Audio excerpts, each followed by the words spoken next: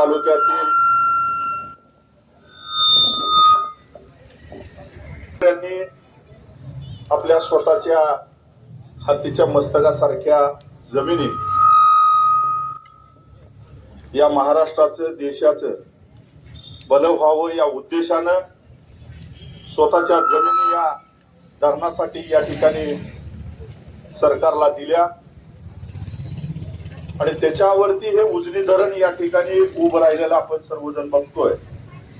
धरणाचं पाणी त्या ठिकाणी पोहोचलेलं आहे आणि त्या लोकांना शेतीला पिण्यासाठी या ठिकाणाहून दिलं जातंय.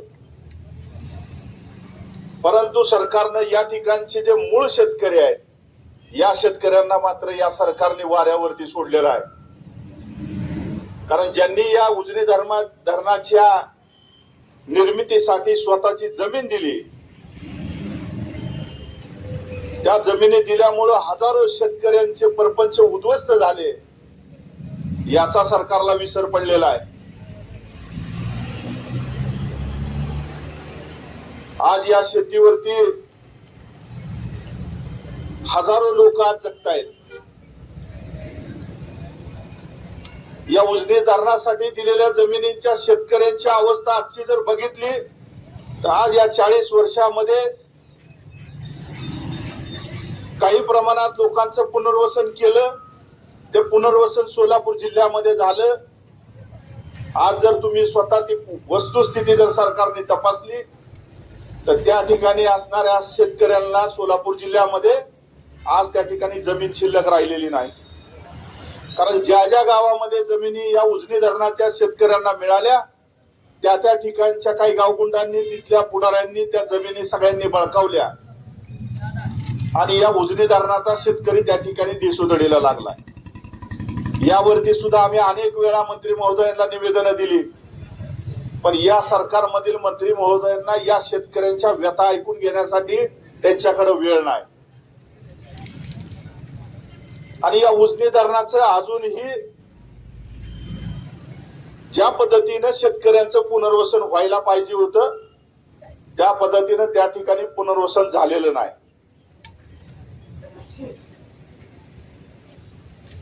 आता जी सरकारनं ज्या ठिकाणी जी प्रस्तावित जमीन JW ग्लोबल ग्रुपला त्या ठिकाणी कराराने देण्याचं ठरवलेलं आहे. त्यांचा करार झालेला आहे. या कंपनीसाठी आम्ही बघतोय की सरकारमधील सगळे मंत्री महोदय असतील त्या ठिकाणचे अधिकारी असतील कर्मचारी असतील यांना या कंपनीसाठी भरपूर वेळ आहे. अगदी रात्रीच्या 12, 1, 2 वाजेपर्यंत हे अधिकारी सगळे काम करताना आम्ही बघतोय. परंतु शेतकरी दररोज या सरकारी कार्यालयामध्ये त्याचं उंबरठं झिजवलं तरी त्याला न्याय द्यायसाठी या अधिकाऱ्यांकडे वेळ नाही. मात्र ज्या ठिकाणी मलिदा मिळतोय चांगला त्या ठिकाणी मात्र यांना 100% वेळ आहे.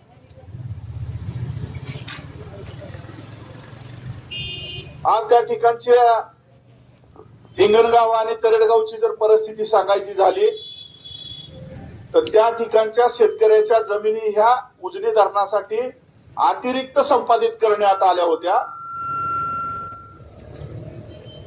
आणि मला वाटतं सरकारचं त्या संदर्भातलं एक परिपत्रक एक राजपत्र 27 ऑगस्ट 2014 त्या ठिकाणी सरकारनं जाहीर केलेलं आहे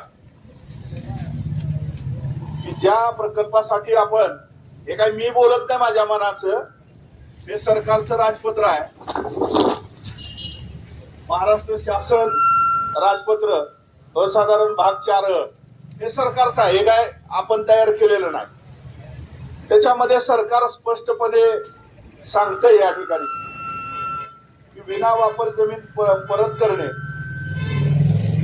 मूळ जमीन मालकाला जमीन परत करणे सदर कायद्याअंतर्गत संपादित करण्यात आलेली कोणतीही जमीन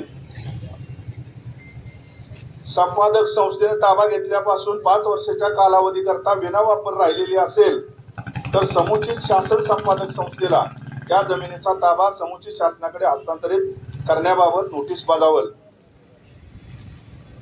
जर शासनाचे विभाग, केंद्र शासन, सार्वजनिक प्राधिकरण यांनी या जमिनी संदर्भात विनंती केल्यास अशी जमीन मूळ भूधारक किंवा भूधारकांना किंवा त्यांचे कायदेशीर वारस त्यांच्याकडून मूळ मालकांना निवाड्याच्या वेळी अदा केलेली रक्कम अधिक त्या रकमेवरील राष्ट्रीयकृत बँकेच्या वेळोवेळी व्याजदराने ताबा दिनांकापासून सरळ व्याज पद्धतीने आकारणी करून समुचित शासनाच्या लेखी आदेशाने सरमोजा विरहित जमीन परत करण्यात येईल असं राजपत्र असताना, म्हणजे हे थोडक्यात या शेतकऱ्यांवरती दबाव टाकून ही जमीन पुन्हा एकदा ही या JW ग्लोबल ग्रुपला देण्यासंदर्भात हे शासन अतिशय जोरदार हालचाली करत आहे। त्या ठिकाणी त्या कंपनी बरोबर त्यांचा करार झालेला आहे। आता या कंपनीसाठी यांनी किती पैसे लावलेले आहेत? साधारणतः 1.65 लाख हजार कोटी या ठिकाणी या प्रोजेक्टसाठी येणार आहेत।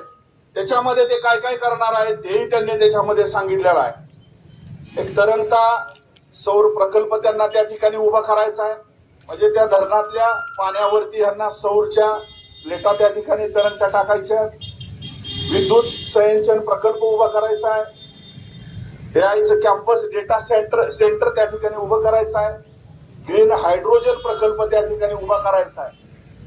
पण मला सरकारला हा प्रश्न विचारायचा आहे की तुम्ही सांगताय की 3-3.5 हजार नोकऱ्या त्या ठिकाणी उपलब्ध होणार आहेत, पण हे आमचे हजारो माता भगिनी त्या ठिकाणी देशोधडीला लागणार आहेत, रस्त्यावर येणार आहेत। त्यामुळे 3-3.5 हजार नोकऱ्या लागण्यापेक्षा ज्या शेतकऱ्यांनी स्वतःच्या जमिनी ह्या धरणासाठी दिल्या त्या जमिनी त्या ठिकाणी राहणं त्या शेतकऱ्यांना आवश्यक आहे। असला प्रकल्प आम्ही या ठिकाणी होऊ देणार नाही, हे ठामपणे आम्ही सगळ्यांनी आज या ठिकाणी निश्चय केलेला आहे।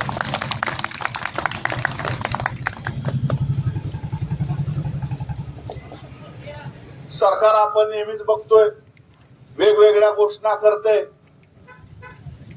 त्याच्यामध्ये सगळ्यात मोठी घोषणा केली सरकारने, त्याच्यावरती निवडणुका जिंकल्या आणि निवांत झाले, आणि ती घोषणा म्हणजे आमची लाडकी बहीण योजना। आज ह्या उन्हातानात बसलेल्या लाडक्या बहिणी नाहीत का मुख्यमंत्री साहेब तुमच्या? या लाडक्या बहिणींनी काय केलं तुमचं? आज ह्या लाडक्या बहिणींचे घरदार तुम्ही उद्ध्वस्त करायला निघालात। मुख्यमंत्री साहेब, आमची तुम्हाला विनंती आहे की ह्या लाडक्या बहिणींचा प्रपंच उद्ध्वस्त होऊ देऊ नका। त्यांच्यासाठी हा जो JW ग्लोबल ग्रुप आहे तो ग्रुपला तिची करार केलेला आहे, तो करार तात्काळ रद्द करण्यात यावा अशी या सगळ्या लाडक्या बहिणींची मनापासूनची कळकळीची विनंती आहे। आम्हाला समजलं की 20, 21, 22 तारखेला